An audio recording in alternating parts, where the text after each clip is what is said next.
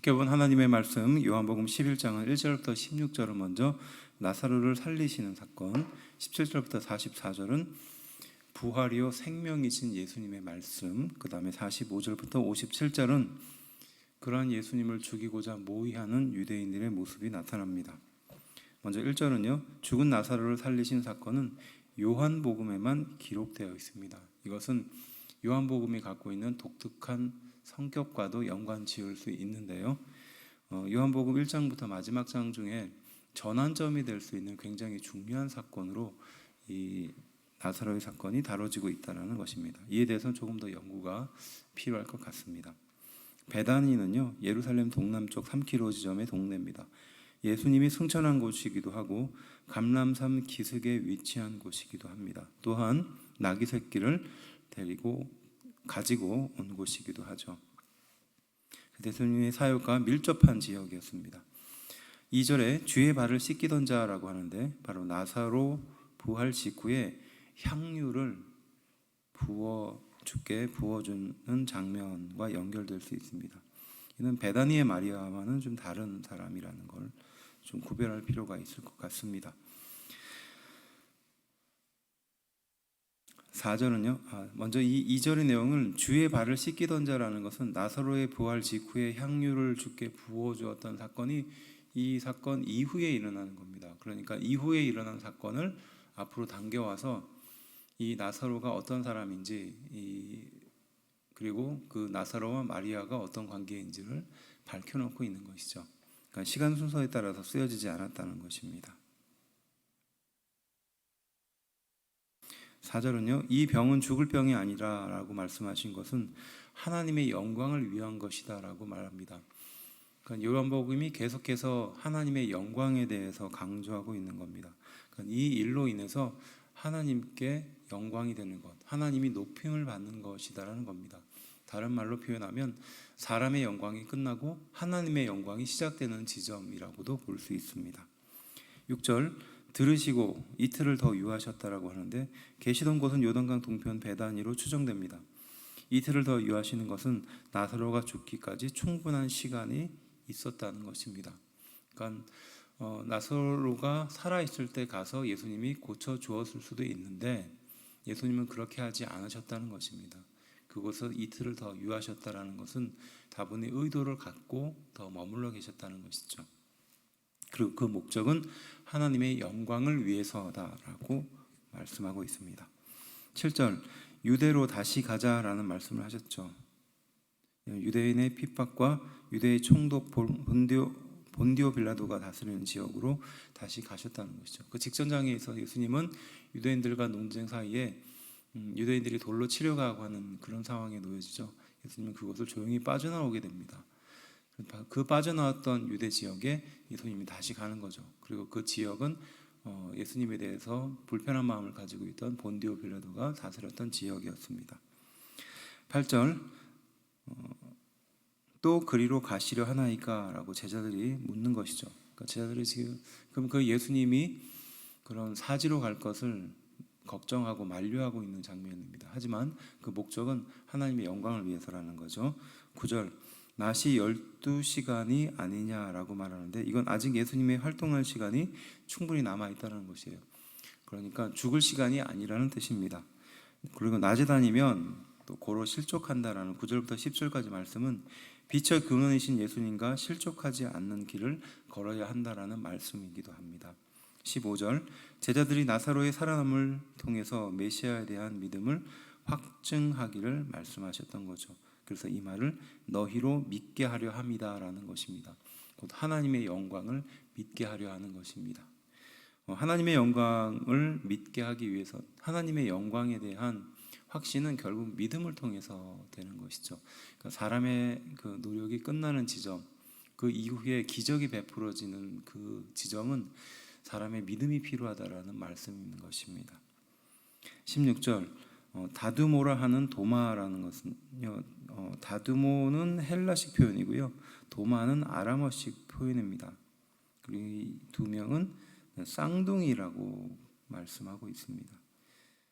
주와 함께 죽으러 가자라는 말은요, 로마의 도마의 비장한 결의와 다른 제자들에게 영향을 미치고 있는 그 말을 볼 수 있는데, 사실 이 말은 예수님의 그 하셨던 의도와는 다른 말이죠. 그러니까 우리가 요한복음에 예수님의 말씀을 그대로 듣고 그 말씀의 의미대로 사는 것이 아니라 그것을 본인의 뜻에 해석해서 이렇게 좀 이상한 말을 하는, 그러니까 동문서답하는, 그 뜻과 맞지 않는 그런 행동을 하는 것들을 많이 볼 수 있는데, 지금 이 말도 그렇게 볼 수 있는 것이죠. 예수님께서 이 일을 하러 가자라고 말씀하시자 그것을 옆에서 지켜보고 있었던 이 사람 도마가 함께 죽으러 가자 이렇게 얘기했던 겁니다. 그러니까 예수님에 대해서 얼마나 잘 모르고 있었는지, 또 그 말씀에 대해서 무지했는지 알 수 있는 구절입니다. 19절, 많은 유대인이 위문을 했다라고 하는데 나사로의 가문이 그만큼 유력했다라는 것을 볼 수 있는 장면입니다. 20절은 마리아는 왜 집에 앉아 있었을까요? 이것은 연구를 해볼 필요가 있죠. 평상시에 마리아의 성격으로 보았을 때 아마 마르다보다 먼저 예수님을 맞이하러 갔었을 것입니다. 하지만 여러 가지 사정이 있었겠죠. 오빠 나사로의 장례를 치르기 위해서 그 자리를 지켜야 했기 때문일 수도 있을 것입니다.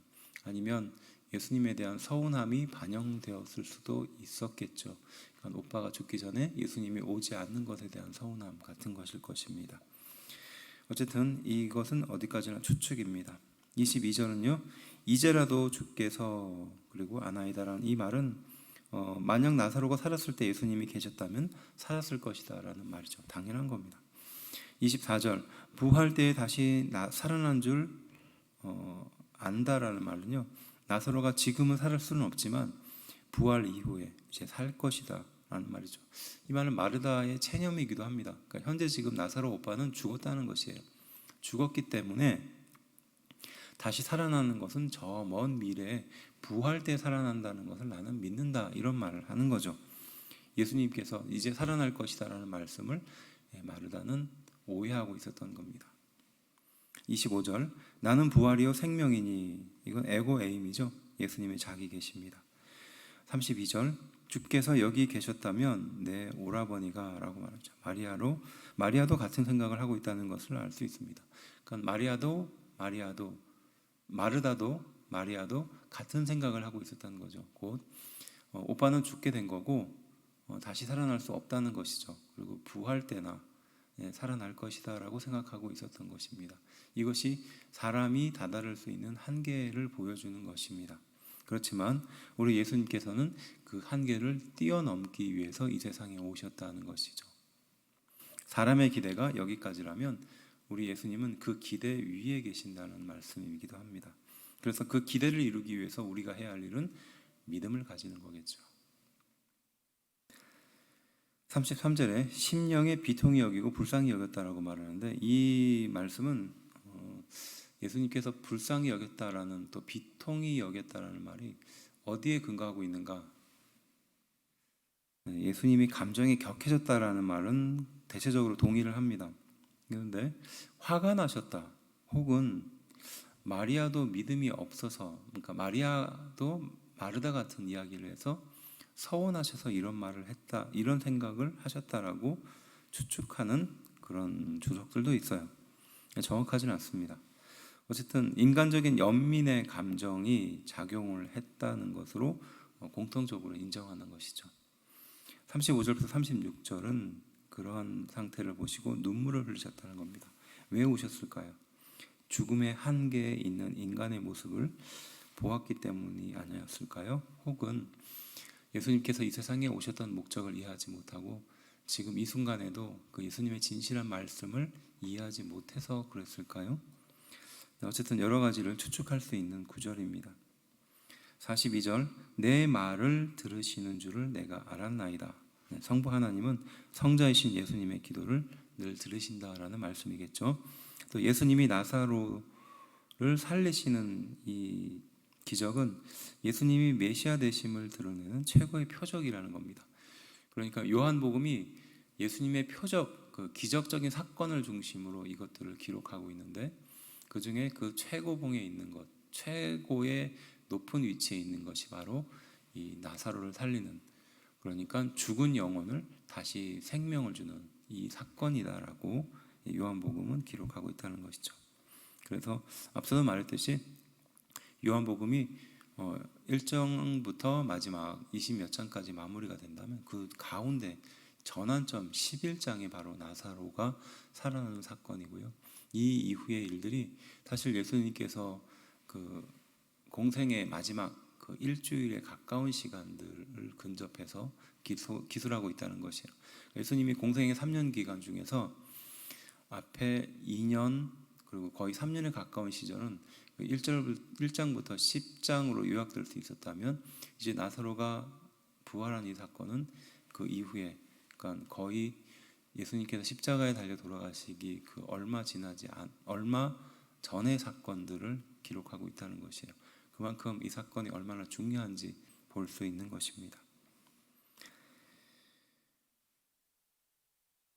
46절은요. 어떤 자는 바리새인들에게 가서 이 나사로가 생명을 얻었다라는 것을 고자질하죠.